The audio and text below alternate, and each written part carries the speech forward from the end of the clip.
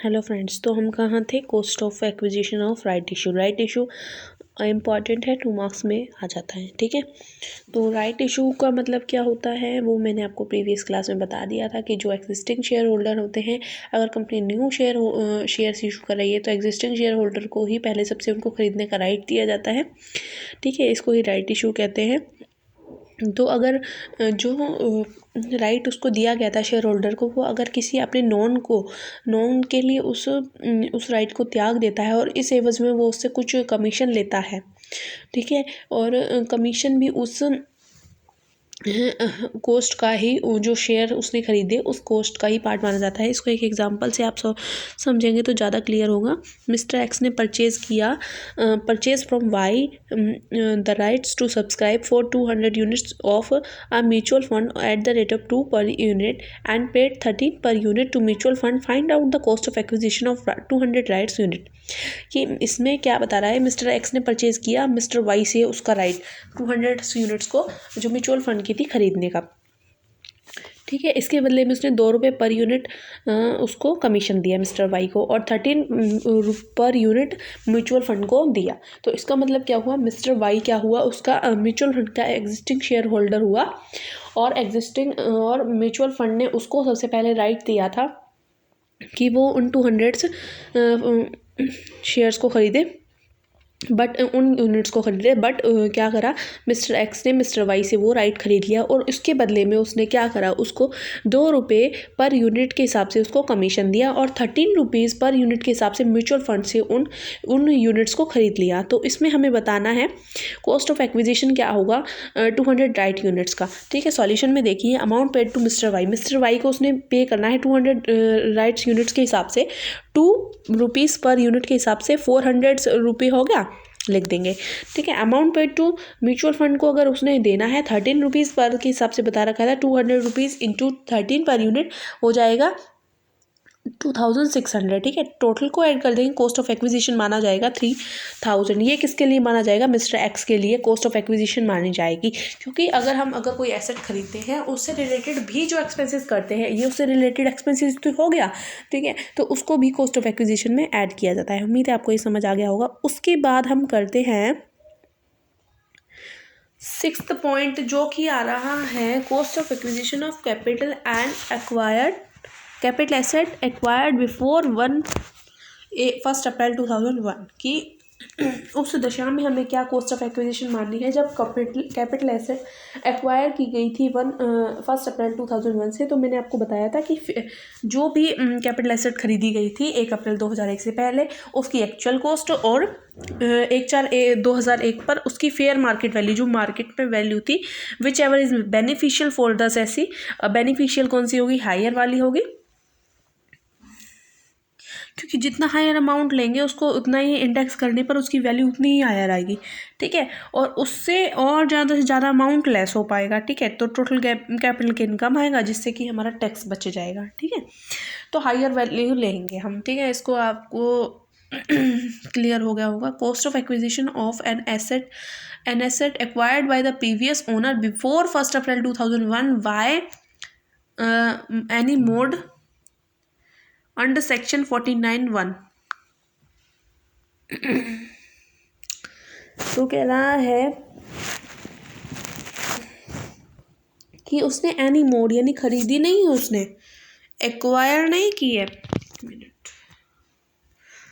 खरीदी नहीं है। Cost of acquisition of an asset acquired by the previous owner ने दी उसको एनी मोड, दूसरे मोड में दी उसने। ठीक है, गिफ्ट में मिली। ठीक है, गिफ्ट में मिली थी, मान लीजिए गिफ्ट में मिली, और उस एसेट को हमने बेचना है, तो प्रीवियस ओनर की ही मानेंगे। अगर 1/4/2001 से पहले खरीदा है तो 1/4/2001 पर उसकी कॉस्ट, फेयर मार्केट वैल्यू और actual cost which is beneficial for the assessee, that will be considered as cost of acquisition। and उसके बाद आ रहा है 8 point, cost of acquisition of share in an amalgamated company. कोई ज़्यादा typical से question नहीं है, तो इजी से ही है, आपको समझ आ रहा होगा। एक क्वेश्चन कर लेते हैं। ठीक है, एक बार कर लेते हैं, 7th इलस्ट्रेशन करके देखते हैं। X purchase a residential house for 1,50,000 in 1998 and 1999. The fair market value on 1 April 2001 was 2 lakh.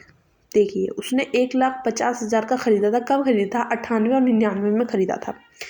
और 1/4/2001 को हमें फेयर मार्केट वैल्यू क्वेश्चन में गिवन है 2 लाख की, which is beneficial for the assessee. 2 lakh is beneficial for the assessee. And क्या बोल रहा है आगे? He gifted the house to Y, gift कर दिया उसने वाई को in 2004 and 5। The fair market value of the house in the date of gift, यानी गिफ्ट करने पर यानी 4 and 5 को क्या थी उसकी वैल्यू? 4,20,000। ठीक है। X filed a suit on Y claiming the title to gifted property, की एक्स ने क्या करा? मुकदमा दायर कर दिया। ठीक है, मुकदमा दायर कर दिया कि वो प्रॉपर्टी उसकी है जो कि वाई को गिफ्ट में मिली थी, एक्स ने खरीदी थी। एक्स ने 4 और 5 में क्या करा? वो प्रॉपर्टी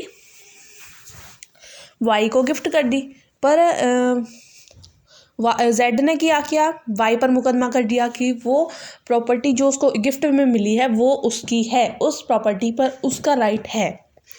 ठीक है, तो Y claiming the title to gifted property, Y paid 50,000 to Z की फॉर कॉम्प्रोमाइजिंग द सूट, की उसको राजीनामे के वाई ने जेड को 50,000 रुपये दे दिया। Y sold the house on 10 December 2023 lakh, की वाई ने 10 दिसंबर को 2020 को 23 लाख रुपए का मकान बेच दिया वो।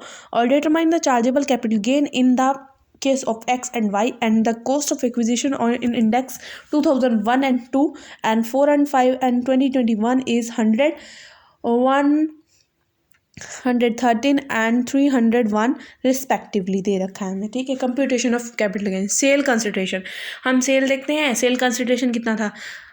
23 लाख रुपए हमें बता रखा था। Index value of cost of acquisition 2 lakh रुपए में उसने, देखिए 2 लाख रुपए हमें लेने हैं क्योंकि 1.5 लाख था और 2 लाख था। बेनिफिशियल कौन सा है? 2 लाख। 2 लाख ले लिया, बेचा उसने 2021 में।